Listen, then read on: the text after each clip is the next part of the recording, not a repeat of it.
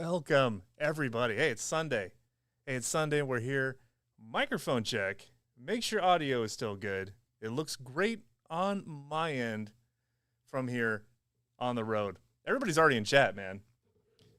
We start the 5-minute buffer. I think I have time to run out to the car or something, but there's no way. Everybody's already here. Please tell me you guys can hear me. And then we'll get into it. I've been burnt before with this stuff.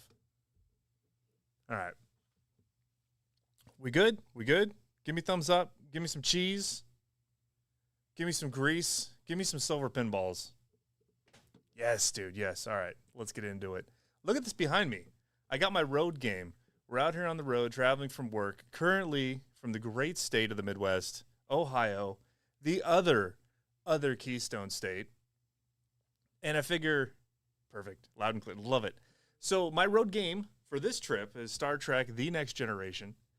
Not what I left the house with. I left the house with a Wipeout, and I came back with a stunner, courtesy of Jeff at madpinball.com. Their logo is right down here. Get yourself a game. Use the WAP code. Get yourself some shirts.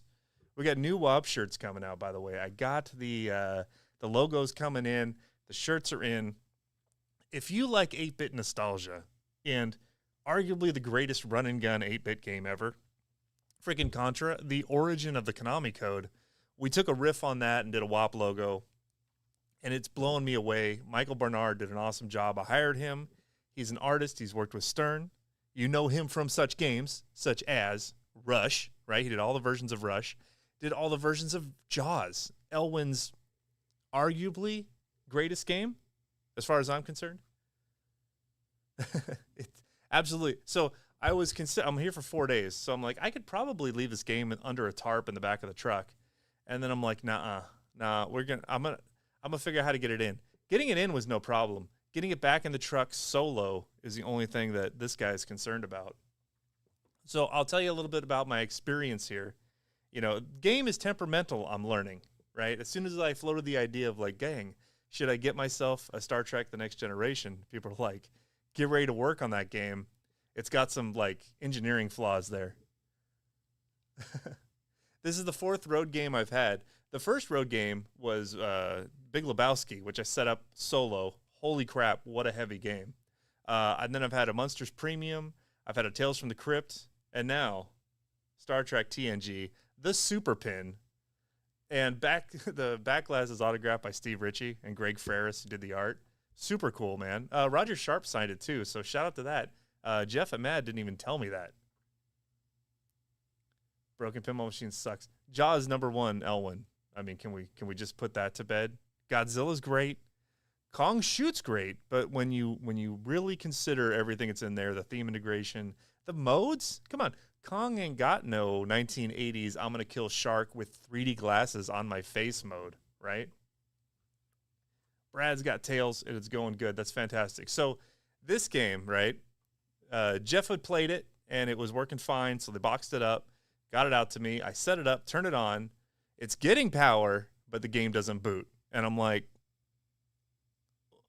what the hell? So I go through. It took me a whole day. We got it working. I reseated every connection. That wasn't it. There was a ribbon cable that wasn't quite attached, so I put that in. That allowed the game to boot. But the only coils that were firing were the flippers, right? None of the VUX, none of the other diverters, none of that was working. So I knew there was something major wrong.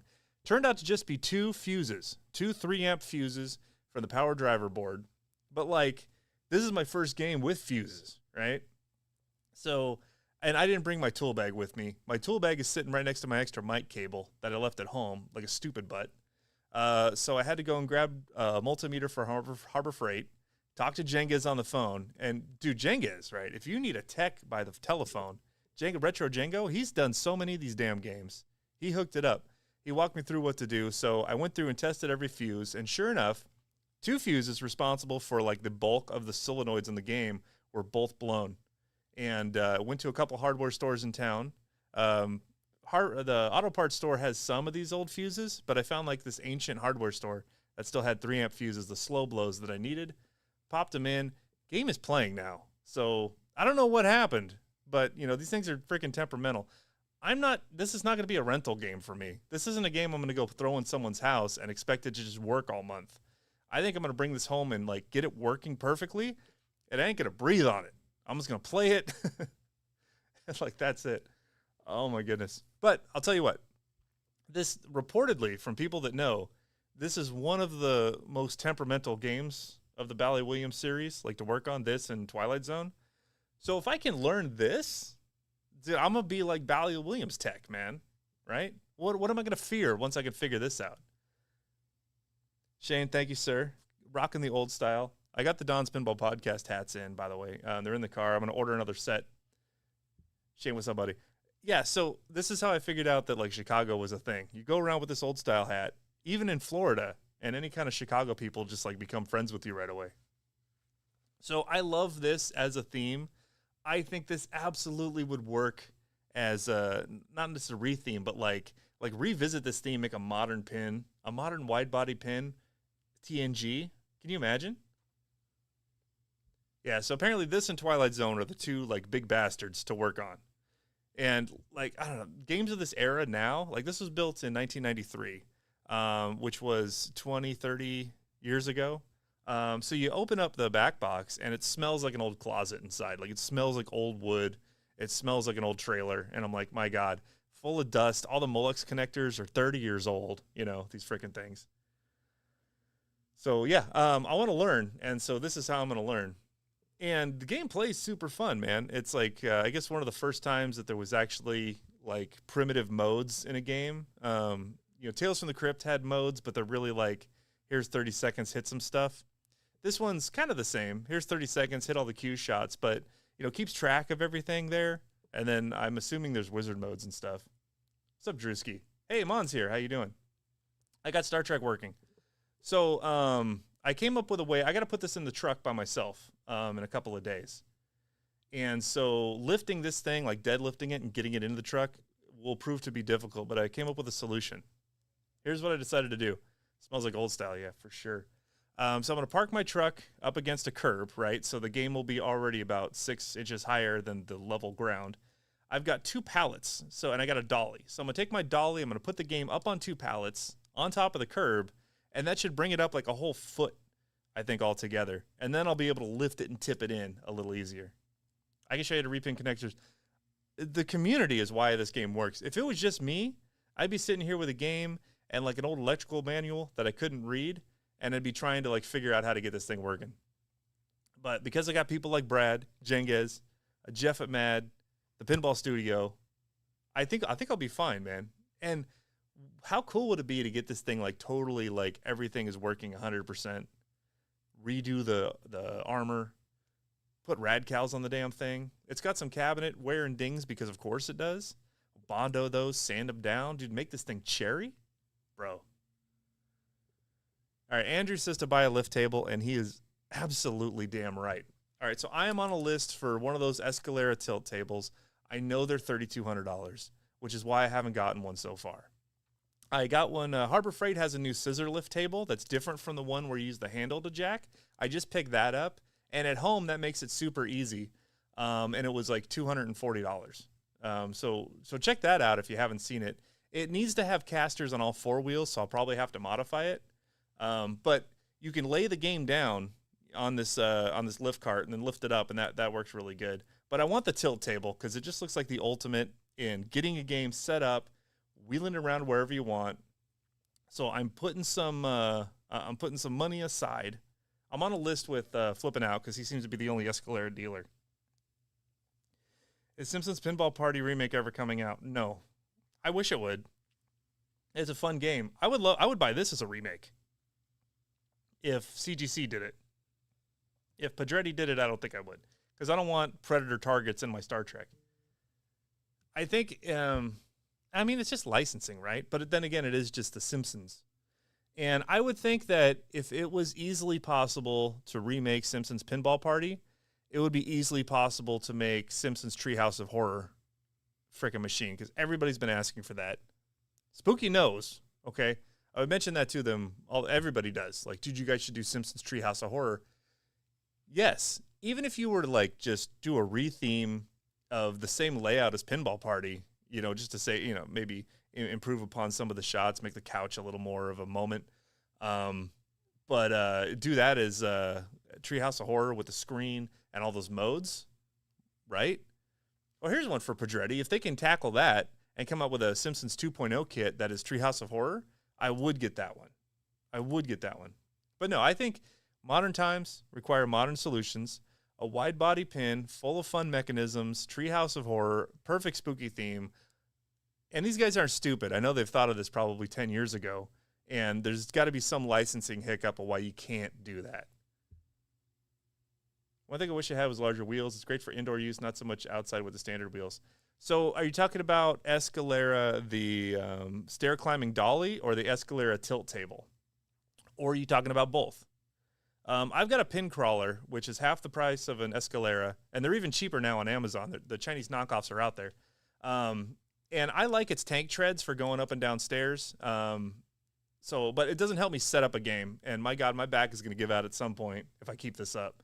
So the tilt table, though, functions as a dolly, and then I would chiefly use it for setting games up.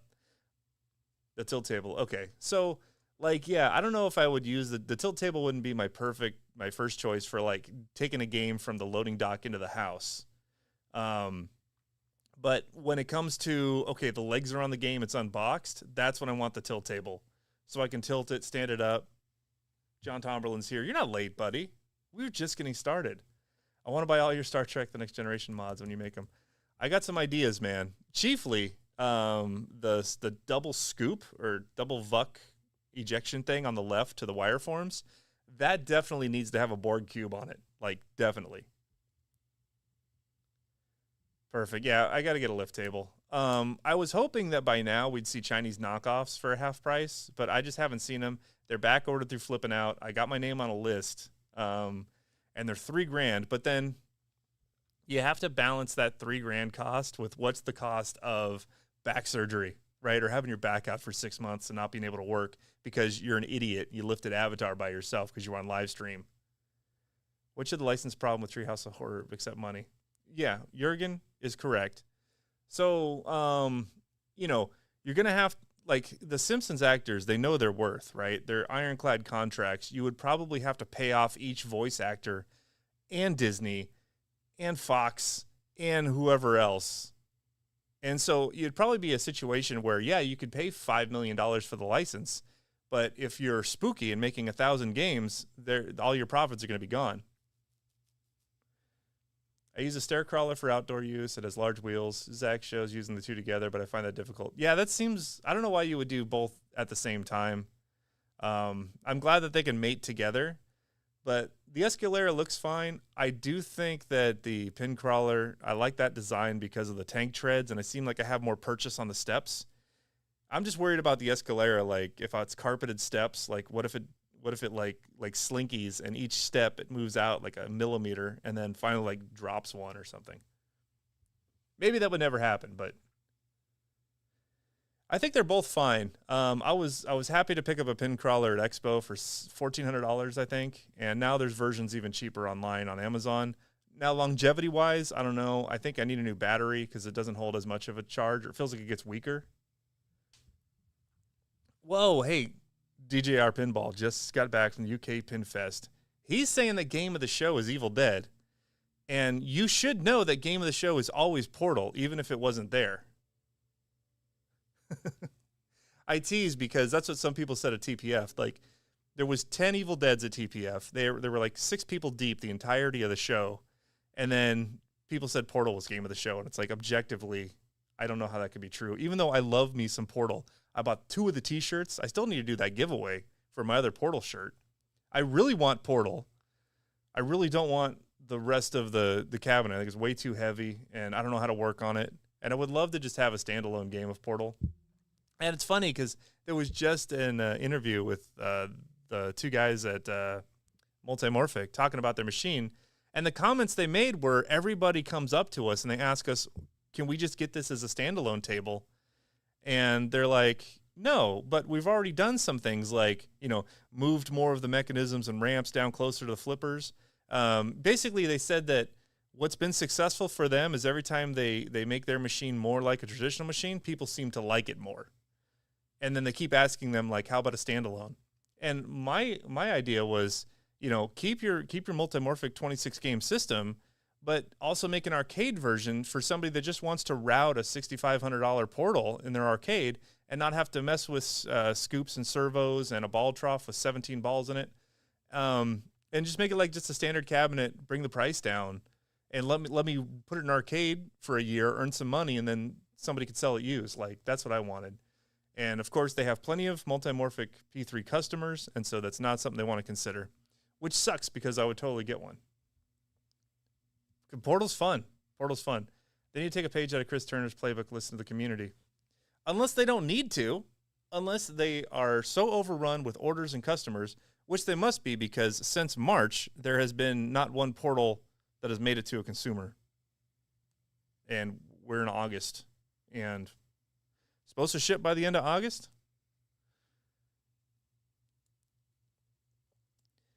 Right. So the benefits of multimorphic were that there was a lot of variety and that the modules would be cheaper. And then they come out with Portal, which is like $6,000 for the topper and the full game, which is like, what are we doing?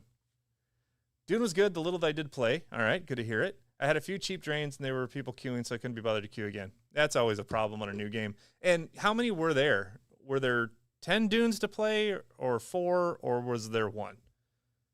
Pinball Brother games are made in Italy and are designed by Pinball Brothers. So if parts and components have design issues, they will just get made that way. Okay. I must be having a stroke. That's confusing to me. What John want to talk about? Discussion. We keep talking about Pinball Brothers and they can't sell Predator. Most people are concerned about quality of product, but Pinball Brothers isn't actually making their games. Pinball Brothers games are made by Euro Pinball Corp in Milan, Italy, which I think is like Pedretti's shop, and they've kind of partnered with them. So Pinball Brothers I see as a design studio in Sweden, and then I see Euro Pinball Corp as a white label manufacturer. I've got a Harry Potter CE coming tomorrow. Brother, I've been there. I don't know how I managed to get into a Harry Potter CE and then to get right back out again. Like I'm Homer Simpson noping into the hedge.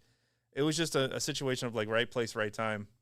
Haven't gotten my multicade yet, sir. But I'm intrigued. But it seems like the more I learn about multicades, the more confused I am on exactly what I want. Harry Potter CE will be an interesting game to follow over the next year and see like where they all come from. So like, is Predator, this is so weird that they announced like there's only 150 left. It must have been selling like absolute dog vomit and they're just trying to move on. Or, maybe Pedretti wants to put one of their games in production. And so they're like, listen, you've got this window to make some Predators, get whatever sales you can, and then we're going to move on to something else. Because why would they limit the production of the game before they're even produced? No one's played it. No one's even got to play it. There's not like 10 Predators floating around everywhere, like going to shows. Like UK Pinfest, was Predator there? No. The European Pinball Championships, was there a Predator? No. They're probably not going to be Predators until October at Expo. And then is it going to be like ABBA where there's 4 of them? And then if people want to buy them, well, apparently they'll be in stock by that point. Just need to try a few out. Yeah, I talked to the guy that's making like supposedly the best multi-gate around, and honestly, it was very impressive when he talked to me about it. And I've been trying to hook up with a guy that has one in Chicago so I can play it. It just hasn't happened yet. Yeah, but you can't create the FOMO until people just want to play the game first, right? Remember what happened at Texas Pinball Festival with Evil Dead? Evil Dead sold like 70% of their units going into TPF, and then the sales had slowed to a slow, steady trickle. Every day there was 1 or 2 being sold. I was watching it because I was in on one, and I wanted to sell out. Okay, TPF was the first time that like the mass amount of pinball fans got to play the game, and as soon as people played it, it sold out. Because I think there were people that were 90% in on the game, and they were saying, I just got to wait until TPF when I can play it, and then I'll be all the way in. And that's what happened. So for Predator, I'm sure there's people just like that. Like, I really want this game, But I mean, I know someone that had a problem with ABBA, or I played a Queen at a show and it wasn't playing fine. I just want to play it first, and then I'll purchase. And so if these people had access to the game and could play it, I think they would get their sales, at least a jump of them then. Then they could do the FOMO for like a last push. Hello, Don. I'm the person that sent you the email on the Star Wars themed pinball. Oh, dude. G Money. I want him to make me a game. This guy built himself his own standalone cabinet ostensibly to play Star Wars virtual pins on. And he's got like, what is that? Is it a 75-inch screen? He's got it rotated. It rotates vertical or horizontal. The whole thing looks like that Monopoly dice rolling game when you go in the FECs with the two screens right there and you roll the Monopoly die. It's like a giant vertical cabinet with a rotatable screen and like a stand-up arcade panel there where you can play like the pinball games vertically, or you can rotate horizontal for multicade. And the finish on it looks great. All the blue LED lights that are behind there and everything. Send me some more pictures of that. I'm going to post it if you don't mind me sharing it, because it looks awesome. And then tell me how much it cost you to make it. And then tell me how much it would cost me to have you make me one. Kicking myself for not buying a demo ED Butter with Topper for $12K at TPF. Yeah, brother. Oh, didn't I tell you? It's 55-inch screen, 4K. Damn, it looks nice, man. I want that. Like, that commands a presence, you know? I don't want to buy one of these $6,000 multicades that look like just everybody else's multicade. I want that one. And I love the functionality that you can rotate that screen vertically. Because what if you have like a vertical MAME shooter and you could play it vertically like that? That's some innovation. That's some out-of-the-box thinking. It looks like a commanding Star Wars presence, and I'm going to have my Star Wars Premium from Stern. I'm going to have the new Star Wars from Stern, probably also a premium. And then I'm probably going to buy the Star Wars Home Edition, and I'll have like a whole Star Wars corner. So think about this. I had a thought. Star Wars Home Edition, the one that's at Costco right now, the Home Edition Plus. It's got a real play field on it, and it's like $4,000. The playfield is full scale. The cabinet is not. Oh my God, the back box has one of those tiny speakers, the cheap speakers that Stern puts in the pros and premiums. There's one in the home version. How much are they possibly saving by having exactly one of those cheap ass speakers? The good speakers are like $20. So like, whatever. So what if, okay, this is Don thinking, I take all the components and everything out of that cabinet, toss the cabinet, I go buy a full-size cabinet or build a full-size cabinet, drop that game in a full-size cabinet, and then just move all the components over, put better speakers in there, a bigger screen, redo a translite, and make myself my own custom Star Wars Home Edition, but in a full-size Stern cabinet. I'll pause for comments on that amazing idea. I haven't played the Sega version of Star Wars that much, David. I'd like to get some more time on it. G Money. Come on, I'll give you $1,000 plus the cost of materials to build me one of those. I know it's a lot of work. What? Okay, Sterling, did you just say that before I said it, or do you have the same idea? Do we have the same idea? Yeah. Right? It's a full-size playfield, and the problem with the home editions has been the MDF. I didn't like that at all, because if you need to screw in it and screw out of it, it's going to blow up. The thing's going to melt if it ever gets a drop of moisture on it. Now they're doing real playfields. It's probably because it's easier for them to manufacture, honestly. But imagine getting a Star Wars Home Edition and just throw it in a regular-size cabinet. Put good speakers in there. There's no subwoofer in it. Throw a sub in there. The Star Wars Home Edition sells for $8K on the Costco Canada website. Holy garbage. Holy garbage. Yeah, that occurred to me over like the last week. I'm like, you know what? There's nothing stopping me from grabbing a cabinet, throwing it in there. Hell, I could call Barrels of Fun and grab one of their extra cabinets they have for homebrewers and throw a Star Wars Home Edition in that. Why not just buy the commercial Star Wars? Because I have the commercial Star Wars, and I am a crazy person. The playfield will fit in a regular size. It's a full-size playfield. That's like the playfield's full scale. The cabinet, like height and everything, is what's down. Andrew, there's something to be said about crazy ideas that you can come up with 100 reasons not to do it, and you're forgetting about the lulls. You're forgetting about the LOLs. Like, why would somebody put this much time and effort into something like this? So I could bring it to a show, and people can walk by and say, why did somebody put all that time and effort into doing that? Is the playfield shorter? Is it? Is it? All right, somebody get George Gomez on the phone. I'm going to ask him. Okay, so realistically what I should do is go find a heavy metal before the prices start going up, because that has the same layout as Star Wars. I played it at Wizards World in the middle of Indiana on a trip just like this one, similar to this one. And I played a heavy metal, and I was like, this is the home playfield, but like in a full-size cabinet with actual sound and everything, and it was built properly, and it was super fun. The only thing limiting from the Star Wars game is the code is pretty tight, or not terribly great.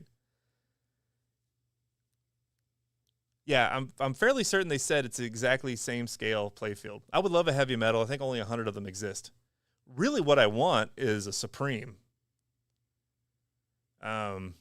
Which I even thought about putting in all the, you want to talk about wasted time and effort. I thought about putting in all the work to make a homebrew Supreme, just so I could have a Supreme that wasn't $80,000. And I think I could just about do it. I would need to get a playfield made, but everything else I could do. Oh, I wish, man. That's my wife's dream theme. Christmas vacation. Yeah, that would be amazing. Because I can. There you go. YOLO, right? But heavy metal would be a good compromise. On a side non-pinball note, how was Simon's Curse? All right, let me switch hats over to Dawn of the Magic for a moment. I've been to Cedar Point. It's about 20 minutes up the road from here. I've got a pass now. I've been there a couple times this season. I rode the new dragster. I think it's battling Matterhorn for my top coaster, like, on the planet. Of the 1,000+ coasters I've ridden, Top Thrill Dragster 2, amazing ride. Siren's Curse, their new coaster for this year, is a tilt coaster. So you go up the lift hill, you go out on this cantilevered piece of track, the train locks in place, the track tips 90 degrees, and then releases you. And then it's a super smooth ride. So the ride's amazing. I was expecting it to be a credit, like I'll ride it so I can say I rode it, but I wasn't expecting a whole lot. It's a phenomenal ride. We absolutely can reskin a Star Wars home to Supreme. We'd have to do a topside tear down, get the playfield reprinted, and then go from there. But it's totally doable. And then I think we can even get the code. Holy dude, are we building a Supreme? I want a Supreme so bad. Not because it's a great game, not because financially it makes good sense. I just want it. Can I just want something? Some guys from Denmark, the Pinball Amigo guys, brought a homebrew of Despicable Me to UK Pinfest this weekend. It shot surprisingly well. Oh, dude, that's amazing. I think, Minions pin. Yes, someone do a Minions pin. Huge property from Universal. They make theme park rides on it. They're making sequel after sequel after sequel. It's a great property. Everybody loves bananas. Everybody wants the Minion popcorn bucket. So yeah, make the game, and like if you were looking for something to put in your arcade that would draw general public over there, oh my God, it's Minions. Let me play it. And I would definitely buy it. It was Spike 1. So yeah, I don't know. Like how do we, and Supreme just had like a dot matrix display too. Why can't Supreme just like fall out of favor and like people are just giving them away for $3,000? I could pick one up. Because I don't want to like try to make a ton of money on it. I just want a Supreme. I have the banner. I had a banner made for Supreme, and I keep it in my game room because it's awesome. Will you visit Eagle Flight roller coaster in Dubai when it opens up? No, because it's in Saudi Arabia, not in Dubai. So I want to go to Dubai, but Eagle Flight, it's the current tallest roller coaster. We can argue about that because the way they did it's a little chintzy, but it looks big and fast. It's in Saudi Arabia. I'm not opposed to going to Saudi. I just want to make sure it's like actually open. Jason never got to ride Top Thrill Dragster, the original version or the new one. It was either a 3-hour line after it opened. Yep. And it was shut down. Yep. That makes sense. Their new ride opened last year. It was open for 1 weekend, closed the rest of the season. So that sucked. Minions would do great, man. Come on. Adult Swim, yes, of course. Of course. Now, what company do we know that had a relationship with Adult Swim before? Here's the thing, though. When Spooky did Rick and Morty, they were working with, I think, Adult Swim or Cartoon Network or whatever. And then, like, almost all the way through the production, like, Warner Brothers or someone bought them. And then it was a totally different group of people that they had to work with for licensing. And, like, it threatened to derail, like, the project right at the end, at the finish line. And so I think working with the same people that own the property now, it's completely different from what those OG people were. What's the name of your coaster podcast? It's Dawn of the Magic. Because, like, it's a theme park, Disney-ish podcast. I used to go on roller coaster vacations with the kids, 1 to 2 weeks at a time, one park after another. Dude, same, Mark. Actually, I still do that. Met up with a Patreon member, Stefan, who routes games in the Cleveland metro area, who was actually on the same roller coaster forum back in the day and went on some of the same coaster forum trips that I did. So that's wild that, like, some of my coaster people have found their way to pinball, just like myself. Now, I really wanted Dawn of the Magic to be like my primary podcast. And then I decided to try a pinball one first while I was learning the process. And then this has took off so much and it's been so much fun that it's been taking up all my time that I'm like trying to get back to, like, I still want to do the theme park podcast because it's still a big part of what I do, but it's just like trying to find time to do it, man. How about a trip to New Jersey? Check out Six Flags Great Adventure. I got more lines than Great Adventure.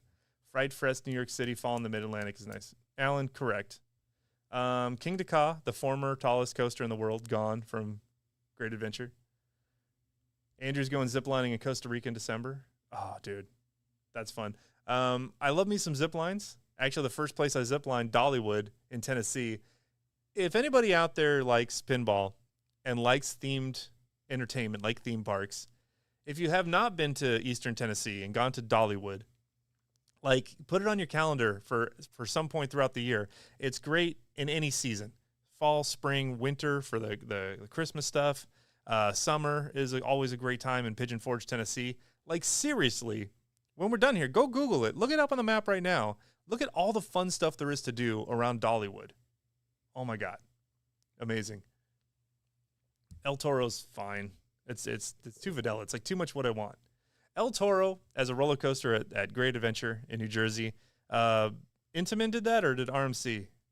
I think RMC retracked. No, that was a ground up build, wasn't it? Damn it, I'm forgetting.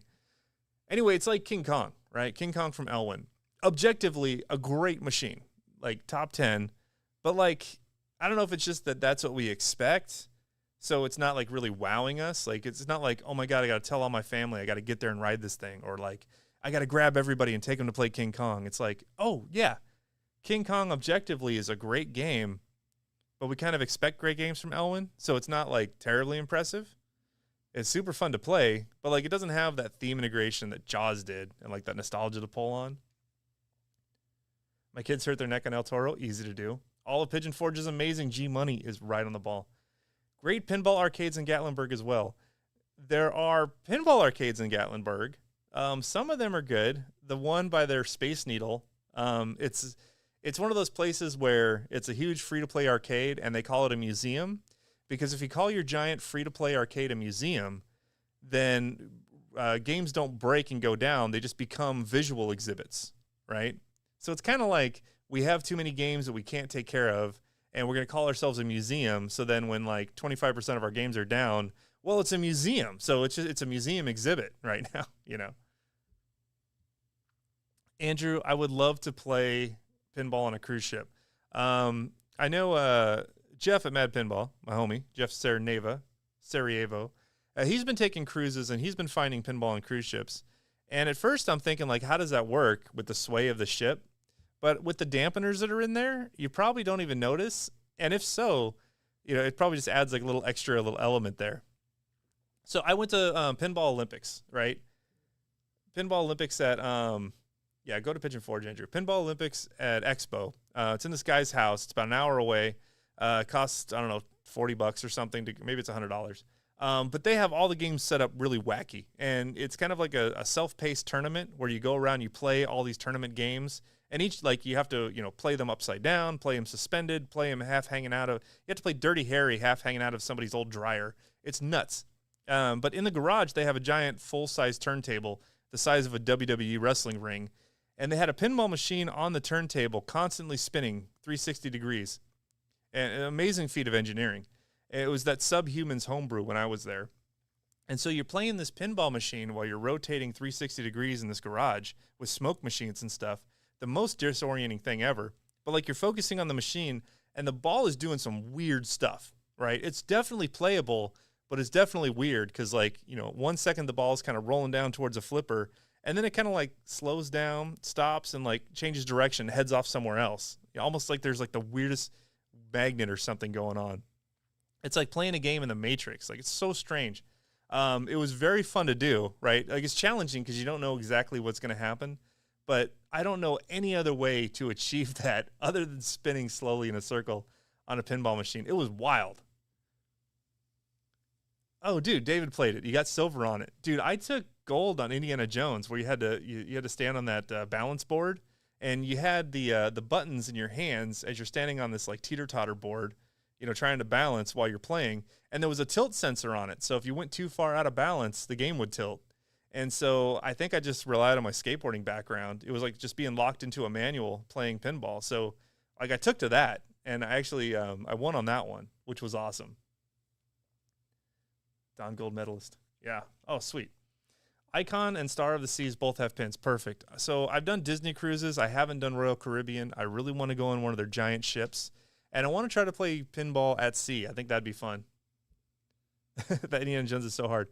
Dude, if you if you're not sure about like balance and stuff, it's like it could be impossible. But like I've got decades of skateboarding time put into like locking in that balance. And so for me, I jumped on it and I'm like, dude, I think I could do well on this one. So I don't know, I just got like locked in and I was like just playing pinball like it wasn't a thing. It was so fun. There was one right next to it where you have to lay underneath the machine. They move the buttons down to the legs, so you're laying on your back, supine, with your head looking up at the coin box, and there's a mirror over the game. So you're laying on the carpet underneath the game, looking up with the buttons on the legs while you're watching in the mirror and trying to play pinball upside down. Holy crap. Andrew, thanks for hanging out, buddy. Do they have 2 or 3 pins of Pinball Olympics that have self-tilting play fields? Oh, yeah. Yeah, it's crazy. So, like, if you haven't done Pinball Olympics, like, everybody's got to do that at some point. I competed in the treadmill challenge, too, and I almost, it was something, Like, you have to run basically full blast while you're playing pinball. That was wild. I held my own. I think I finished towards the middle of the pack. I wasn't the last, and I didn't die, so that was a huge win for me. Huge win. The only problem I have with Pinball Olympics is it's on a Saturday during Expo, and you basically lose like a ton of chunk of the day. I guess if you drive yourself out there and go for a couple hours, you could drive back. But like, I mean, you could spend all day at this guy's house with just this. You got to experience it, So for me, it's not something I'm going to do every year, but I'm so glad I did it once. It's nuts. Not to mention like just the fact that there's a party going on and there's like tacos and all kinds of food and drinks and stuff. Yeah, phenomenal experience, man. There's some cool people in this damn hobby. So, man, we're getting into the end of summer now. Fall is around the corner. We're about to get a game dropped on us in like probably 2 weeks. It's the 24th of August. We've got 1 week left of this month. Then we're in September, a totally busy month for us. I'm starting a new job soon. I got my house project coming to a close soon, and I'll be able to talk more about that. And then we're into Expo time, and we're going to have a new Stern at Expo. We're going to have a new remastered Stern at Expo, likely. There'll probably be some Evil Deads there to play that people have already purchased. I'm hoping we get to play some Predator finally, and I'm sure games will still be available. That would be the place to buy one, too. If you really want to get a Predator, go play it, and if you like it, just pick it up from the show floor, or find out what distributor they're using and get one. Put your name on it or something. Because then you can play it, and if you like it, just take it with you. No tariffs, no shipping, just, and the game will probably be working because whatever would have broken and been repaired on the show floor Or you can haggle and say, hey, this thing's broken, knock some money off of it, or keep it. Also, the $1,000 Kickstarter Alice in Wonderland is supposed to be playable this year. So they went from having a cabinet and an idea to having a $1,000 product for sale and playable. I think their fatal flaw is the 3/4 size ball, because I just don't think that's going to be as fun to play with. It's going to feel like a toy. It's a $1,000 toy, but like there's a gap between, it can't cost any more than that, because if they were asking $2,000 for this thing and made it more robust, you'd look at a Star Wars Home Edition and be like, well, I'm just going to get that instead when it goes on discount for like $4,200, right? But I think there is a market for all of us for a machine probably a little bit smaller than Alice in Wonderland, with a full-size pinball and just like some flippers, a pop bumper or two, and some gameplay, and then make this thing a tabletop device. Make this thing a self-enclosed little cabinet that you can put on your coffee table, so while you're sitting there in the living room watching TV, you can actually sit there and play some pinball, right? Like make it maybe even just the scale of like a lower play field, but with a full-size ball. So you can sit there and hit orbits, and nudge around and pop some pop bumpers and put a ball in a lock and hit a couple of tiny little wire forms. Put a physical ball lock in there and then maybe do a multi-ball. That might be too much. But I think, like something the size that it would easily be portable, you could put on a coffee table, but that had real mechanisms in it, real sound, and a real theme. Like a pinball manufacturer could make this as their counterpart to their game. Like what if you could rip out like the lower playfield from Evil Dead and just play it standalone on your table?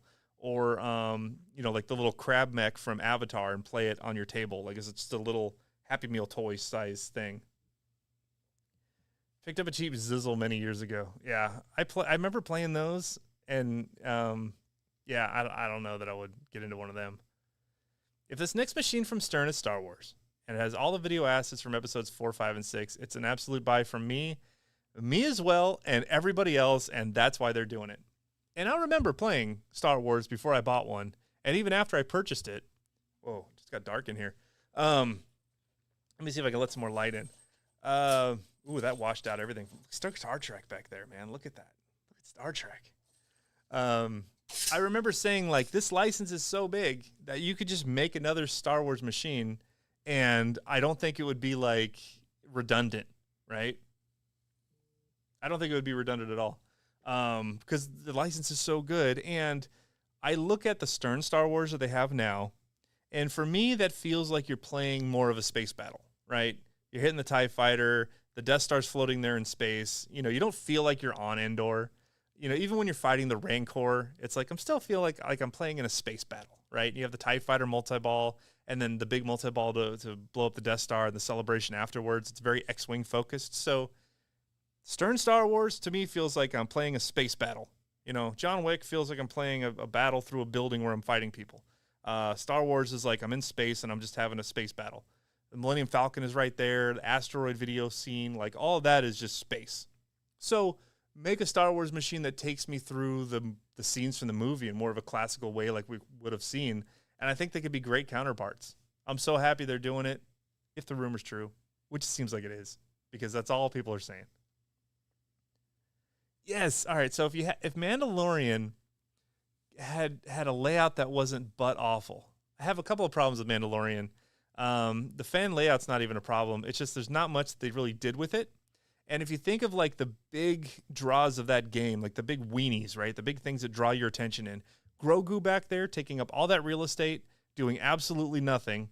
And then the tilting upper playfield taking up a lot of real estate, a lot of building material, and it's not really fun at all.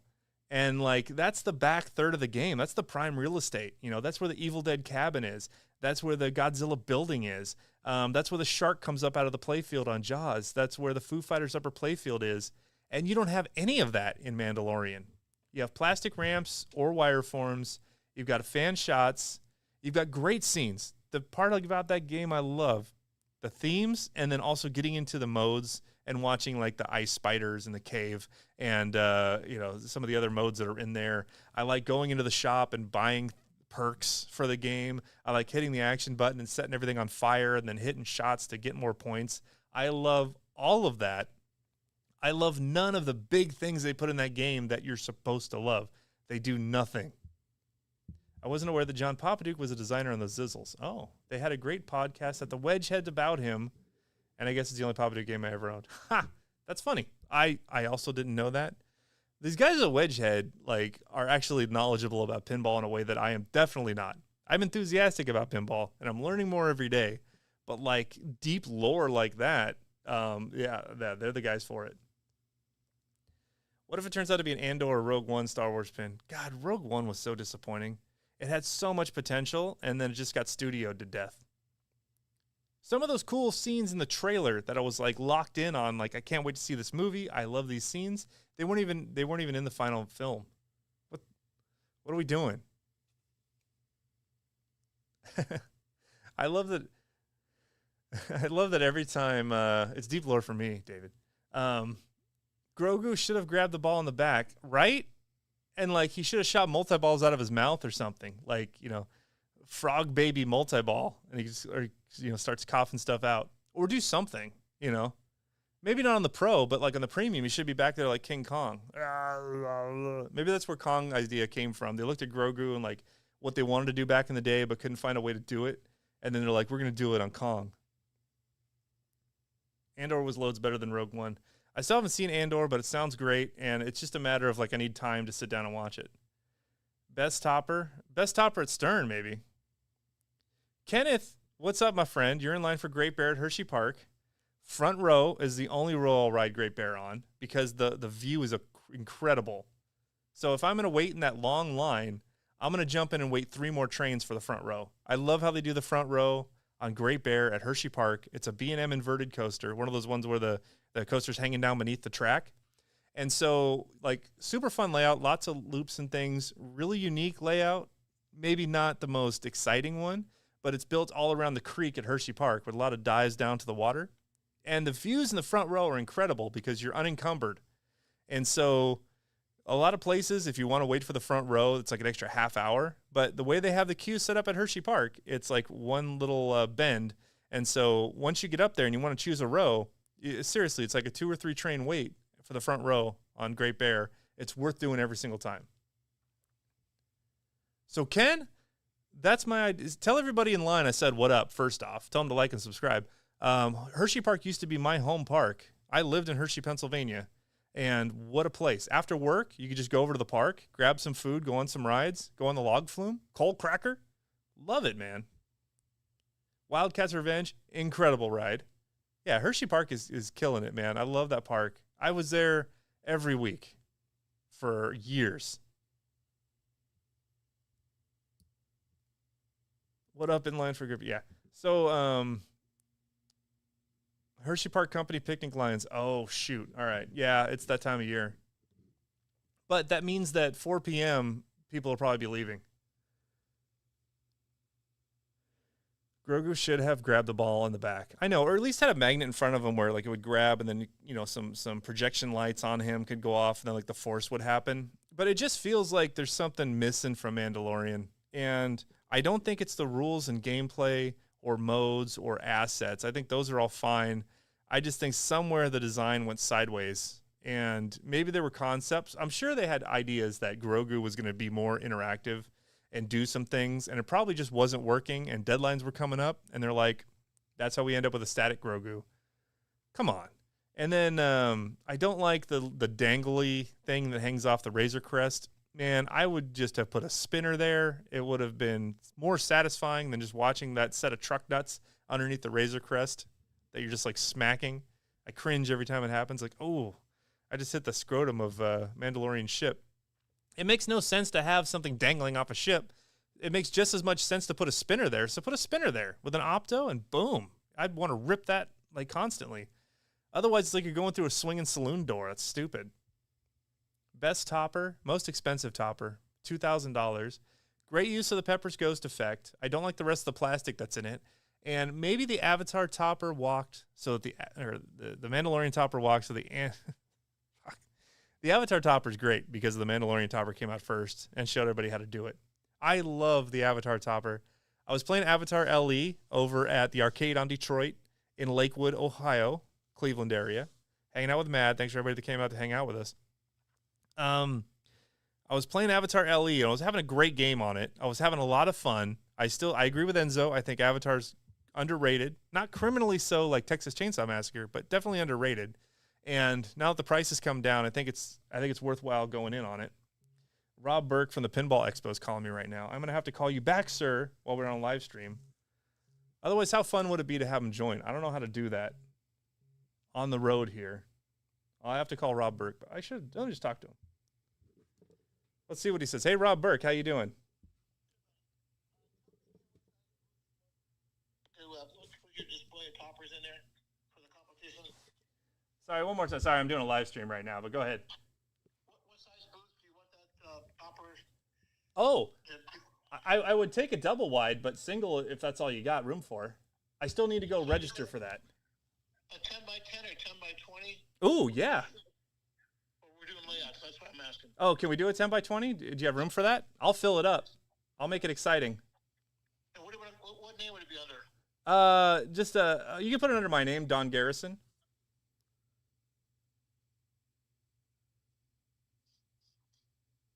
Or you know, the topper contest, or yeah. That topper contest. Yeah, okay, let's do that. Yeah, if it's gonna be on a map, I think Chad agrees. It hasn't been paid yet, but let's make a note of that. All right, brother. Perfect. I'll get that in today. Thank you, sir. Yeah, bye. Bye.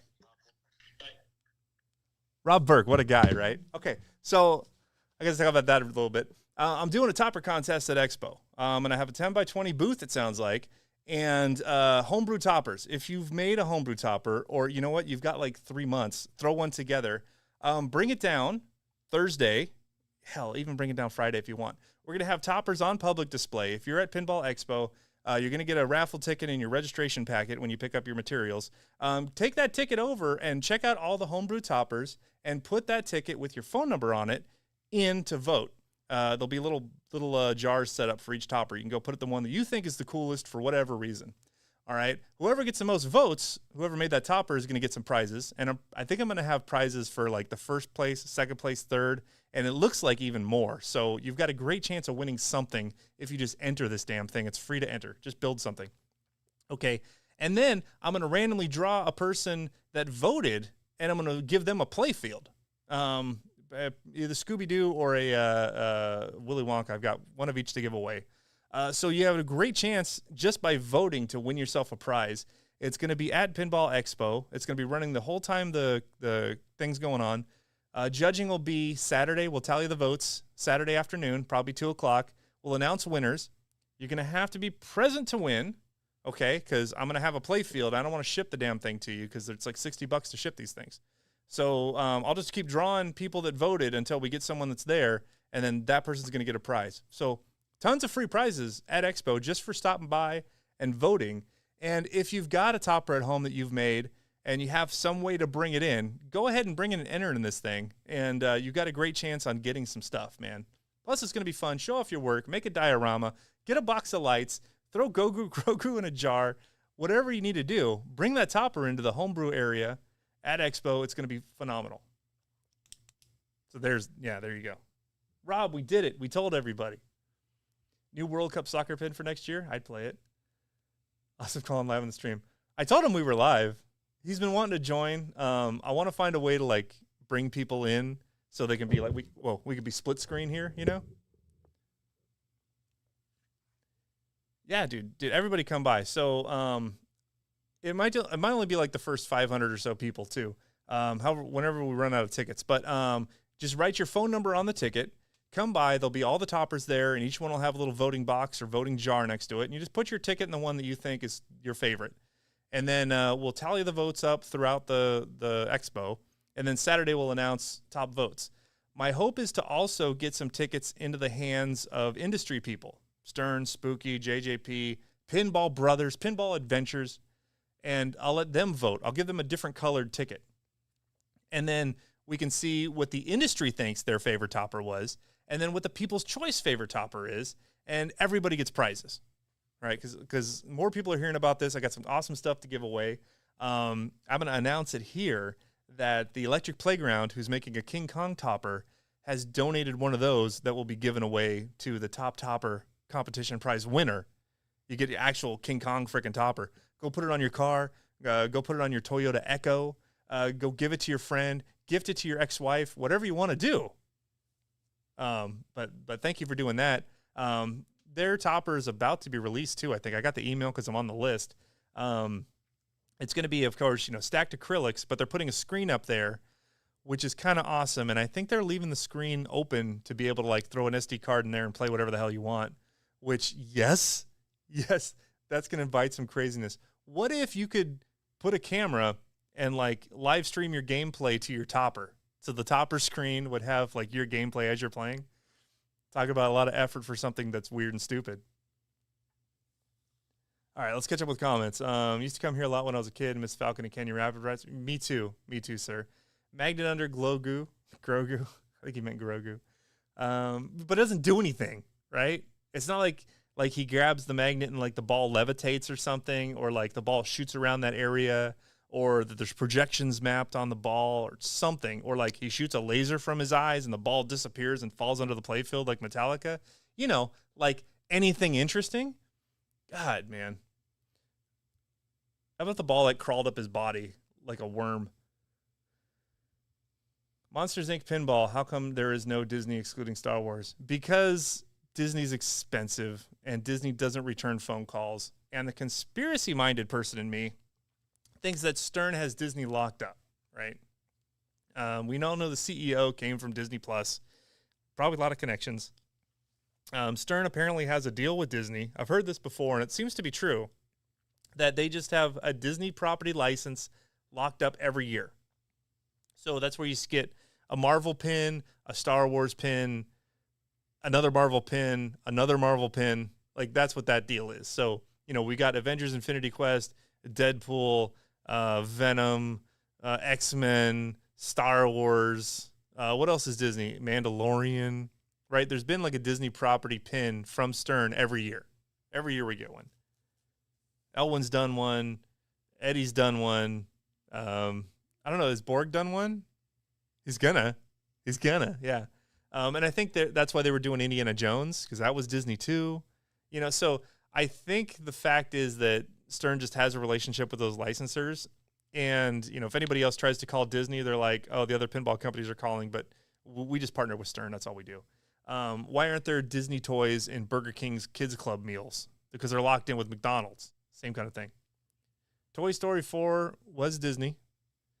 That was Disney. That was a JJP. Pirates of the Caribbean was JJP. Avatar was Disney and JJP. So that's, yeah, you're right. You're right. So the JJP seems to be in with them too. I was going to say, Toy Story 4, maybe that was with Pixar originally, but then Disney got involved because it was just going to be Toy Story, and then it became Toy Story 4 because I think by the time that they got ready to really get this thing out there, they were like, wait, we have this new movie coming out. We want that one. So Pixar is Disney, but it's more like Disney was floundering in their design studio, which was called the Secret Lab. And that's when things like Meet the Robinsons came out. Do you remember that movie, that computer animated Disney film? You don't, because it was horrible, right? And Pixar was killing it with their animations. And so with this floundering studio at Disney weakened and Pixar being super strong, it was a situation where like Disney technically bought Pixar, but it was more like the Pixar people forced Disney to buy them so they could then go over and be in charge of Disney's feature animation for computer graphics and things. So a similar thing just happened with Six Flags and Cedar Fair, right? Cedar Point, great park. Knott's Berry Farm, great park, all run by Cedar Fair. Six Flags is a bigger company, but their rides are run like crap and their parks are operated terribly.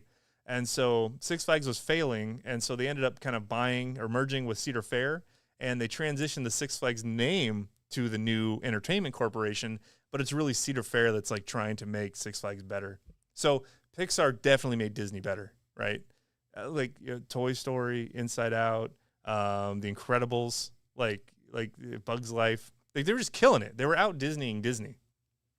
And Disney was coming out with Meet the Robinsons, which you didn't see because no one saw it. Who's the villain from Meet the Robinsons? Remember that guy? Bowler hat guy. Yeah, horrible. It's a stupid movie.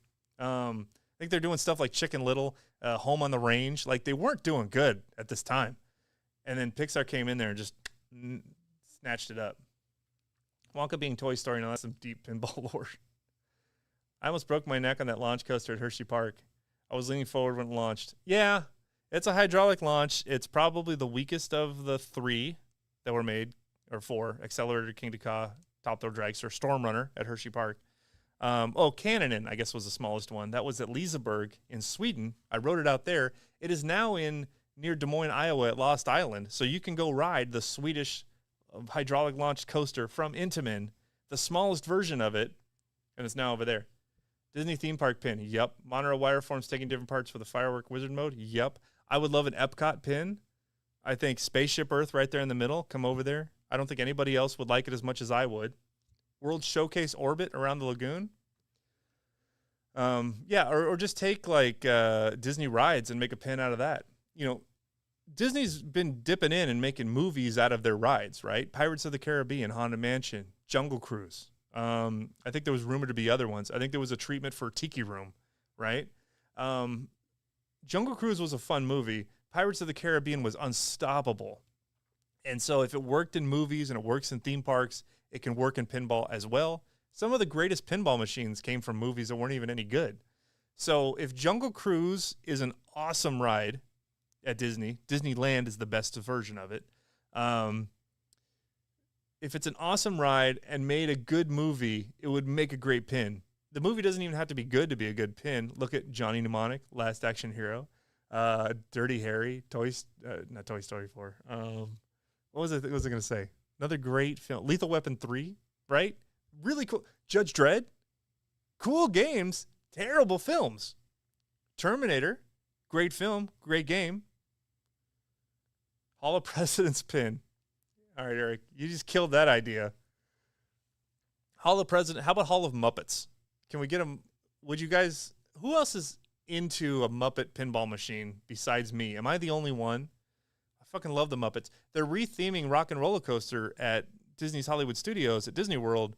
They're getting rid of Aerosmith, also a pin title, and they're bringing in the Muppets to theme Rock and Roller Coaster. Scooter, his uncle, bought G-Force Records or whatever, and so the Electric Mayhem is going to the concert, and y'all are on for the ride. So, like, how fun would a Muppet Show pinball machine be? Like, just full of Muppets mayhem, silly gags, fun little mechanisms, weird modes, you know. Kermit! The topper could be Stantler and Waldorf, like, just criticizing you as you're playing. Barrels of Fun should be the company to do this because I want them to do a Muppets topper like their Labyrinth topper, and I want them to put cool mechanisms and sculpts in the game, and they already worked with Jim Henson before, so, like, it makes total sense to do that. I don't have a Dune because Dune is brown and Timothée Chalamet, great actor, doesn't really bring me into pinball.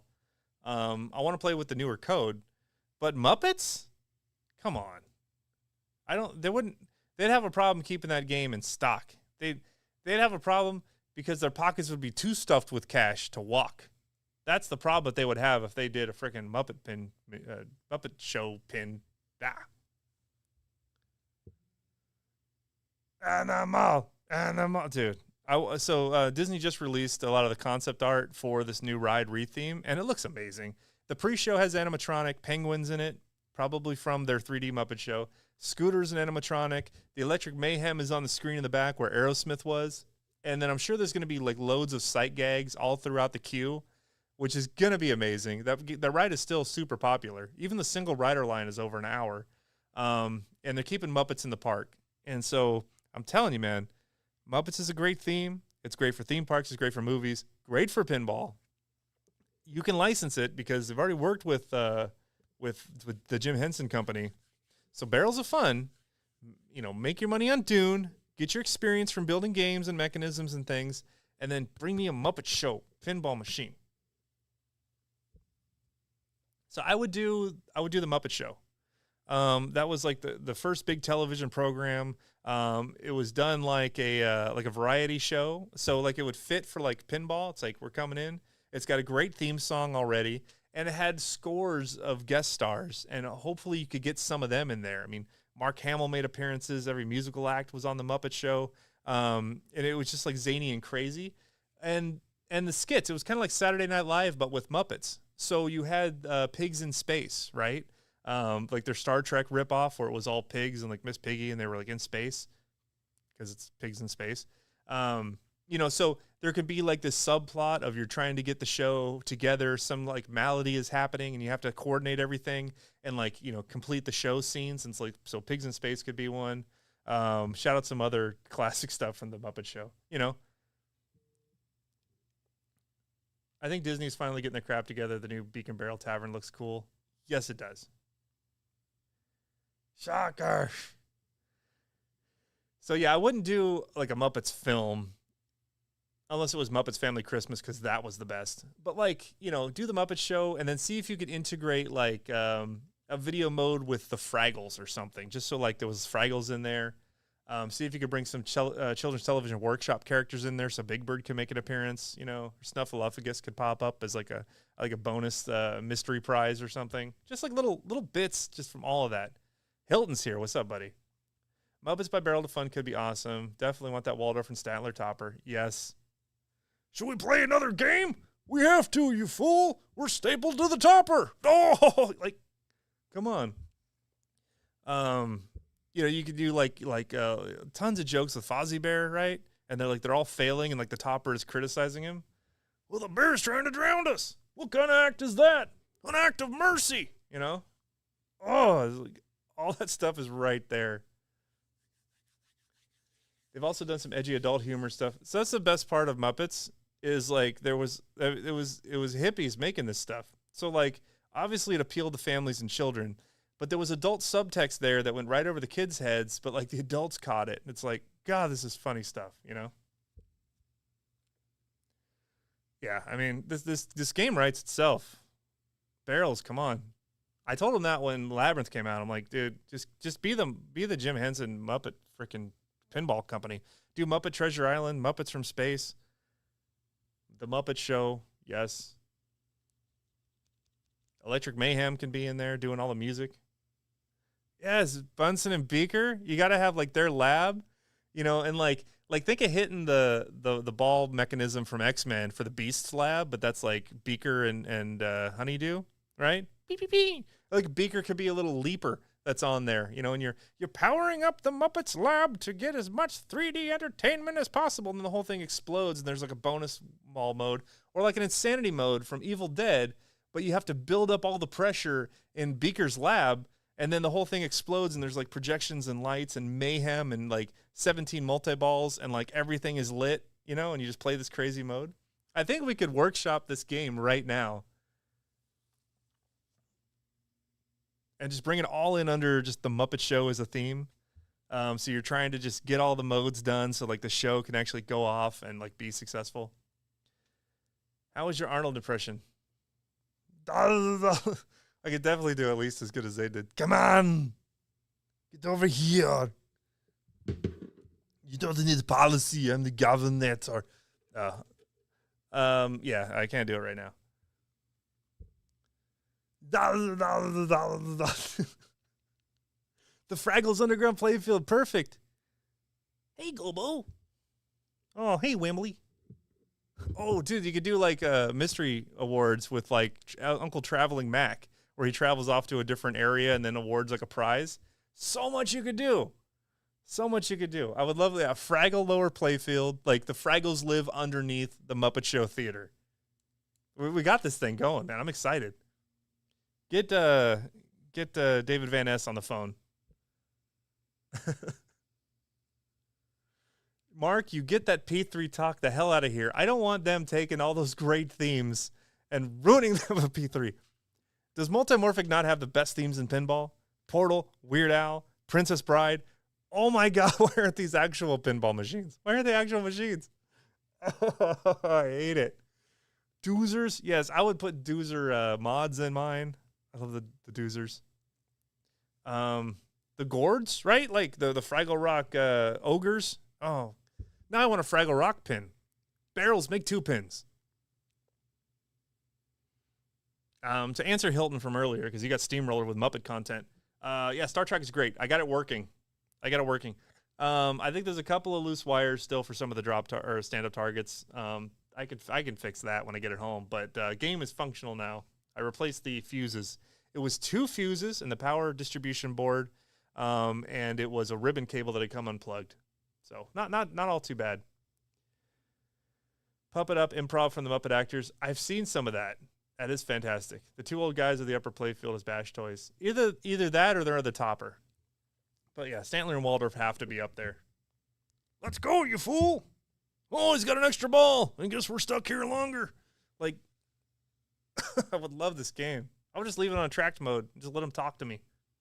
That was the best part of having Labyrinth, was having the topper just every couple of minutes just start talking to me. Fucking great. So, when I heard Dune was rumored, like in my head, I'm thinking they got to be doing Muppets next. And then it was Dune, and I'm like, that's like the opposite of Muppets. That's brown sand. That's like all the boring scenes from Star Wars, but like as a whole film. I get that it's like a classic drama and it's like heralded and was like a book first, and it's basically like Lord of the Rings for a certain group of people, but it just wasn't like, I just can't wait to jump into Dune. I'm going to call my friends and family and be like, I got Dune, get over here. It's fun to play the game. I like the shots, especially the orbits. I like the spinners. I like what they've done. I don't like playing a game one-handed. I didn't like it on Avatar. I don't like it anytime. I want to have both flippers. I don't want to just feel like I have one and I got to switch back and forth. Very innovative mode. I've been able to complete it, but it's kind of a drag for me. And I haven't really been able to get my hands on like the new code. Let's ask Hilton though. Like, how's Dune doing for you? He's got one at IORK that he's operating. Have you had to put in an extra cash box because it fills up so quick? Hilton, let us know. I can't wait to. So I've talked to David about like the vision for Dune, where they want to get it to, and it's honestly pretty impressive. So I wanted to get there. Hopefully I'll get some time on Dune here pretty soon. Hopefully they're shipping them. If anybody's got Pinside open, are there any Dunes for sale yet? What's it going for? Because that was the other thing. There was a price increase from Labyrinth to Dune, and it's like it's a theme I'm less passionate about, and like the code was not there yet, and the price was higher. So it was like I just I'm not a early adopter here. And I don't think they could blame me. I do want to play it some more. Guys, fun. All right, so I'm glad I'm getting the Muppet Show out there. I want to get it into more people's heads that it should be made. I'm so dark here. Mainly because the more that people ask for it, the more likely it is to happen. And I know they got themes lined up, but I haven't seen that Muppets is one of them, and I want it to be. So I'm putting it out there. Cool. So, all right, Jason's got a Dune. You got it last week. Any word on the accessories? I want to see the topper. Jason, did your Dune come with the plastic topper? Because I don't even know if I've seen that yet.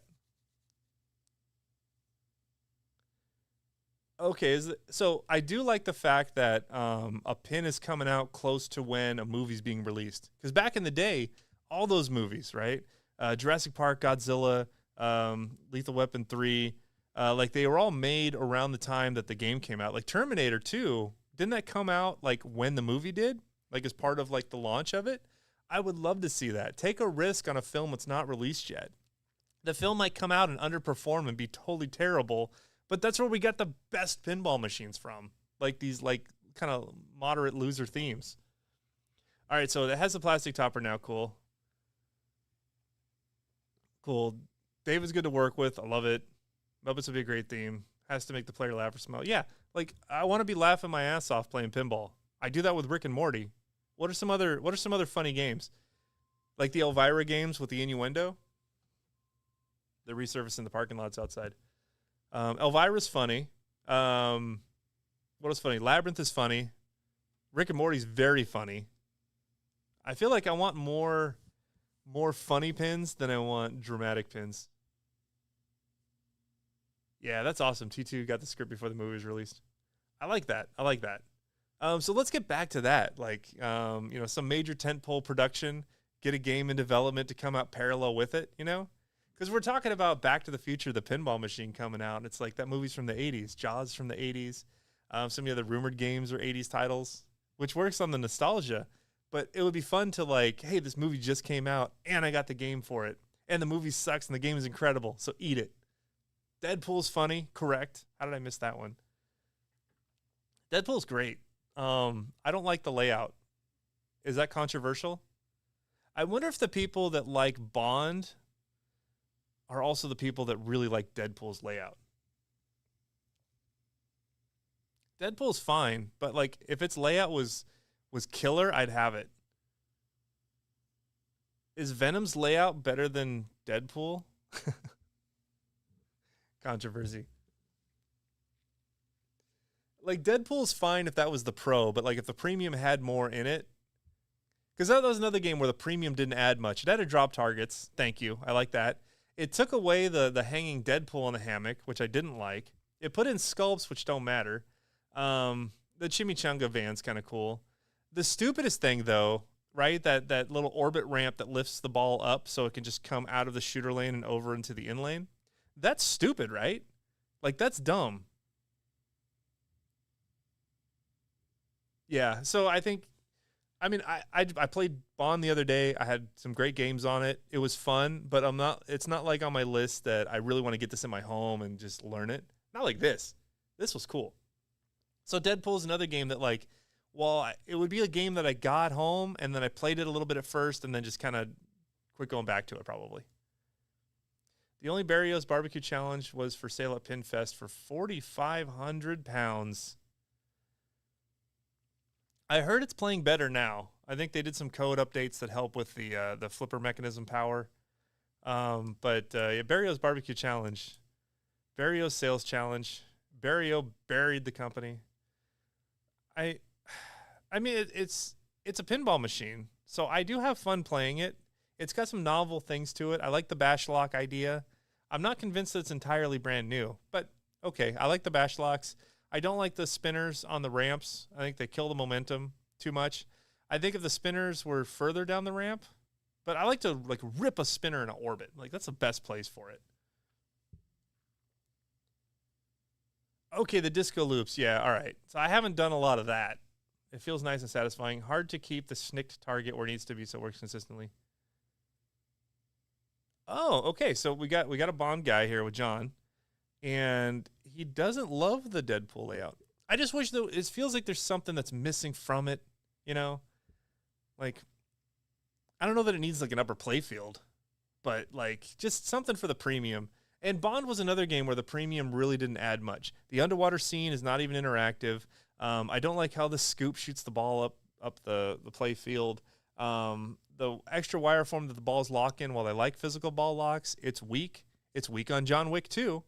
I wish that was like there was more to that. I think the scoop eject wire form mod from Australia that puts the ball back in the wire form, that should have been on the premium. I think that would have been fun if there was a diverter so the ball could shoot up, but also like shoot up the playfield, but also could shoot directly up into the wire form. I think that would be fun for the premium. And then the Bond on the Wand does nothing for me. It's not really fun. I don't know. I'm looking to trade Deadpool now. I've had it long enough to make room for something new. Yeah, I mean, like I wouldn't hate either Bond or Deadpool to rotate through the collection. But you know, when it comes to paying the money for it, there's like 10 other games I'd rather have that I'm going to get instead.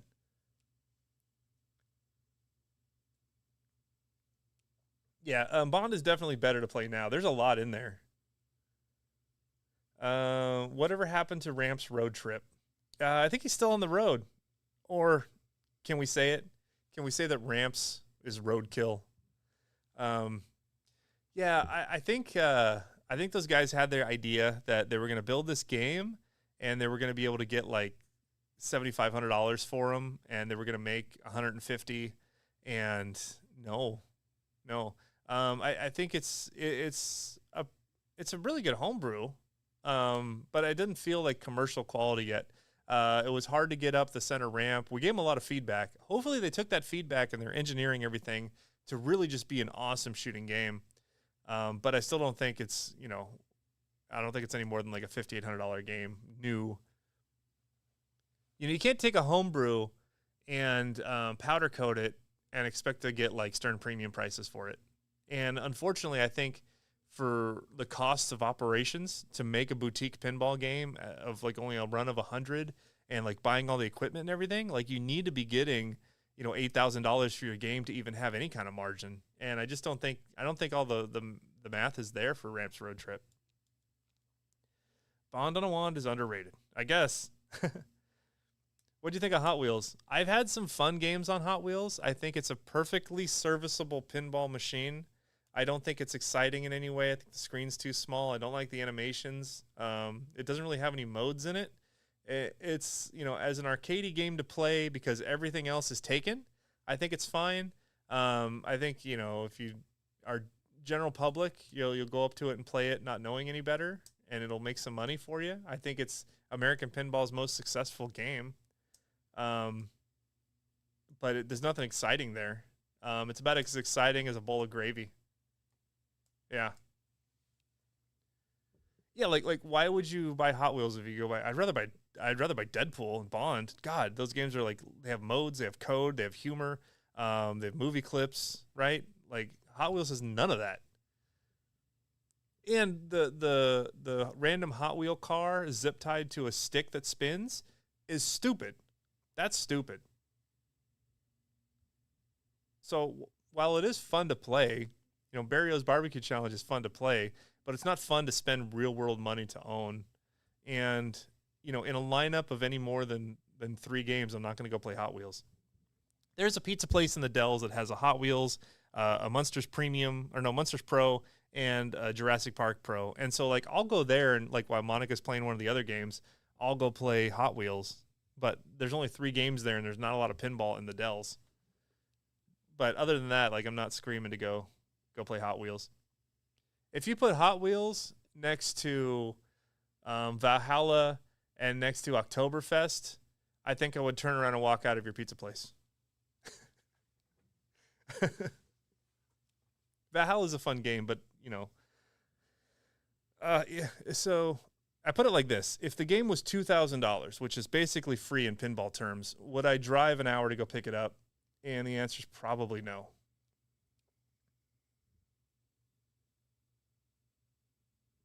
Hot Wheels needed a loop, 100%, Mark. Yeah, I mean, it needed ramps. That should have looked like Richie's No Fear, right? Just tons of ball pass, multiple levels, really fast shots, Hot Wheels ripping around everywhere. And it's more like, you know, hit the RPM targets and then listen to that ratchet sound. It was like a pinball theme or a pinball game that was themed around a garage at a Hot Wheels racetrack. So there wasn't actually any racing. It was just like the garage area. It was like being at the tire service area of Costco or going to Walmart and hanging out, waiting for your oil change. That's what that game felt like. Barrio's. If Barrio's was $2,000 and an hour away, would I go get it? I don't think I would. Even though I think I could probably sell it for $2,800, I still don't think it wouldn't be worth the time to do it. I'd feel too weird. I'd have to sit and list that on Pinside and try to get like $2,800 for Barrio's Barbecue Challenge. Like, there's no excitement. Again, it's like, it's supposed to be about barbecue, and it's as exciting as mashed potatoes with nothing in it. Not even mashed potatoes with gravy. Just like some mashed potatoes that they brought and like they forgot the gravy.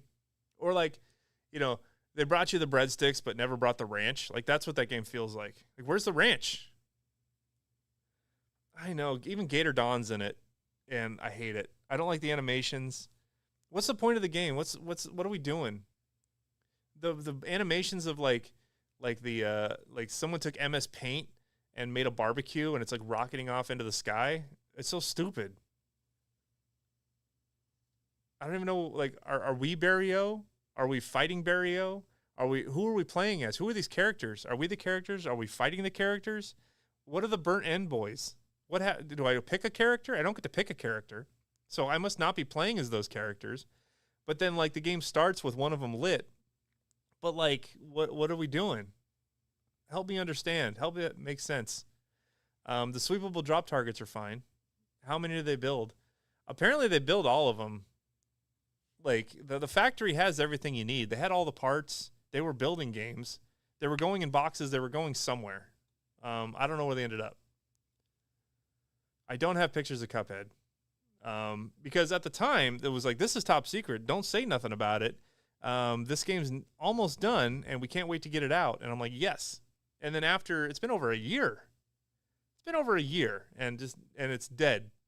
And it sucks. And I'm sad about it. And I don't want the community to miss out on at least what they did get. Is Eric still in here? He'll know this. Okay, TPR Eric, right?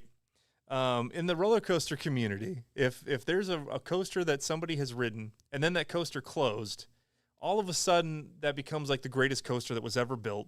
And anybody that didn't get a chance to ride it, it's like, oh, you missed out on just a classic ride. It was underappreciated. You'll never be able to have the ride that I did on it.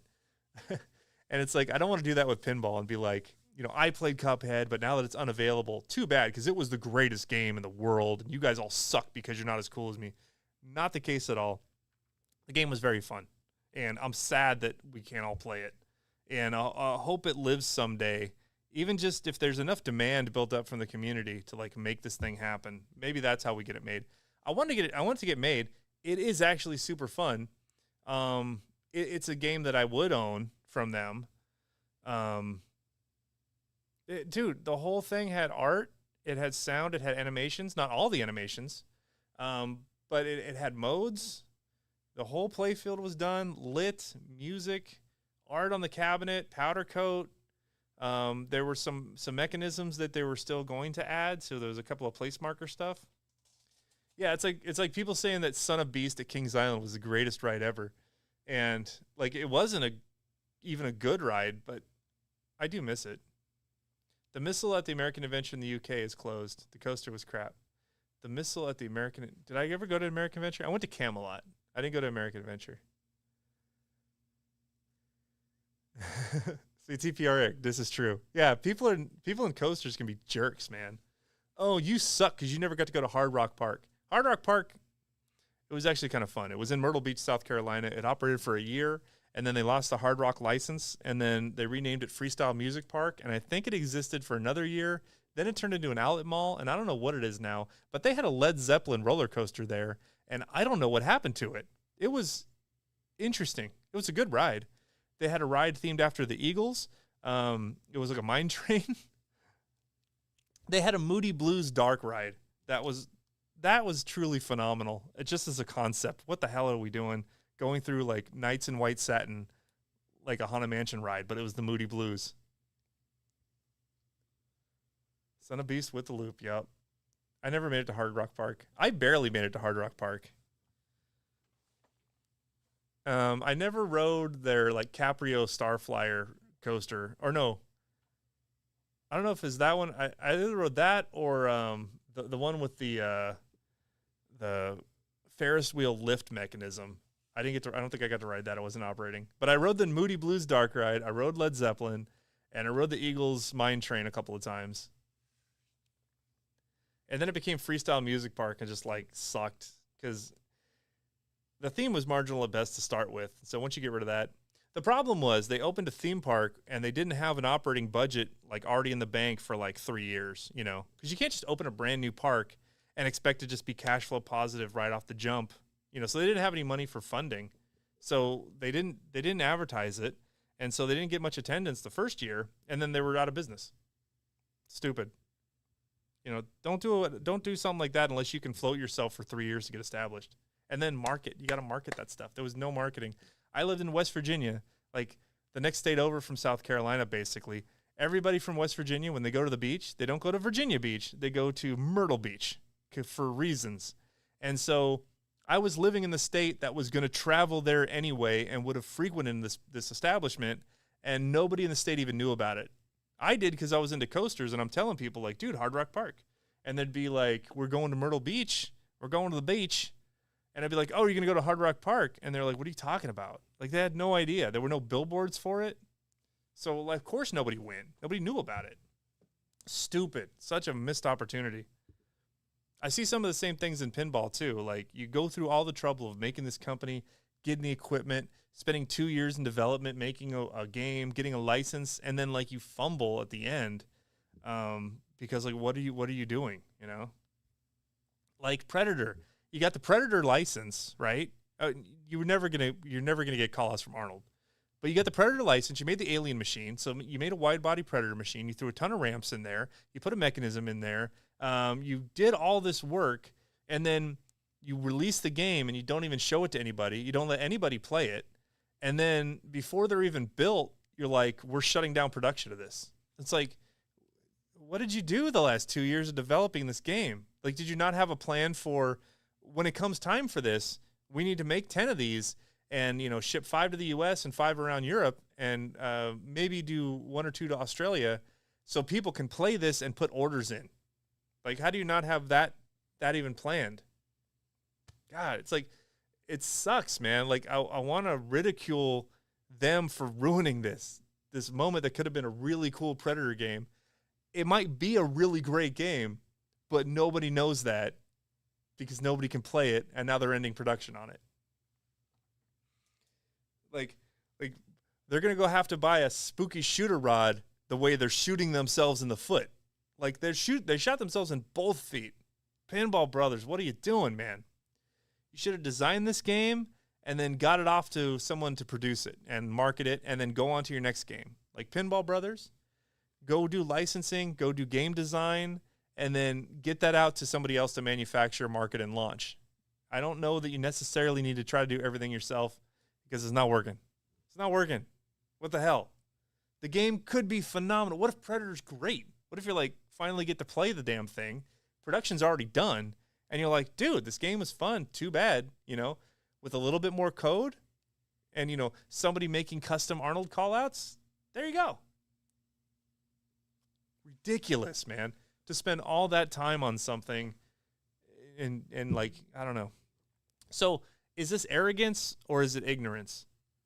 You know, I see this too with companies where, you know, they have everything figured out their way and they don't want to listen to feedback and they're just going to do it anyway. And that's dangerous. You can't let your ego get in your own way. You have to know when to like not blindly follow your ego, set it aside, see what people are saying, you know, because they've got something you don't have as a producer, and that's objectivity. You can't be objective with yourself. You know, you can try to read the room, but ultimately other people are the objectivity. You ever have a conversation with somebody in your head and then you go to talk to them and it doesn't go the way you were planning? I'm gonna make a wife joke here. But like I do this, and I see my wife do this sometimes. Like I can tell that she's had a whole conversation about something already. And then she comes to me and she's like, oh, I want to talk to you about this. And then like I can see it doesn't go the way that it did in her head because she was just talking with herself. Now she's talking to me.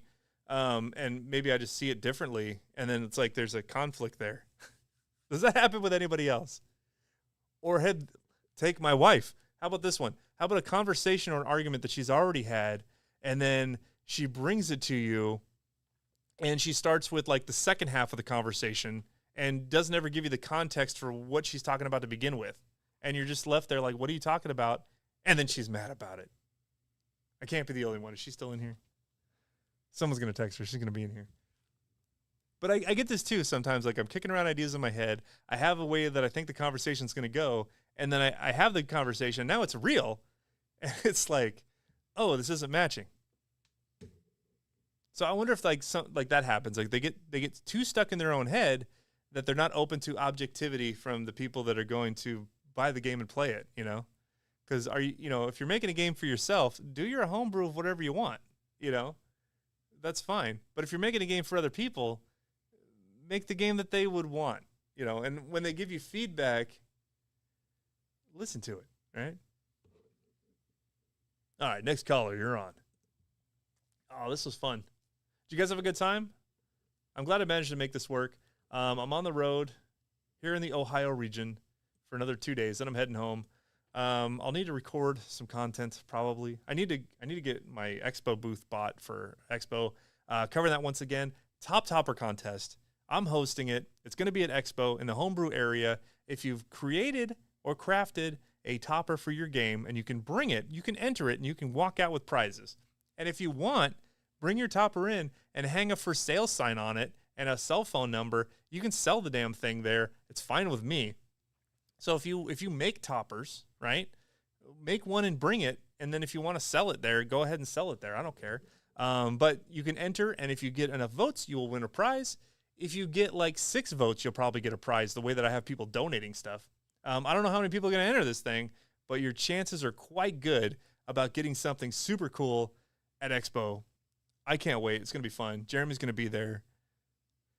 Yes.